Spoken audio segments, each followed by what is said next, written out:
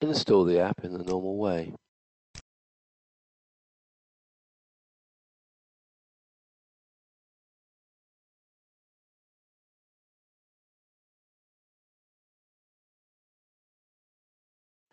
Set up any other users with the permission sets.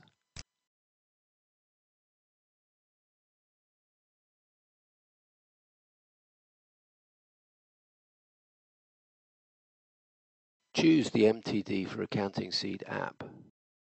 Go to VAT Returns and click New. Choose the ledger and fill in the other details.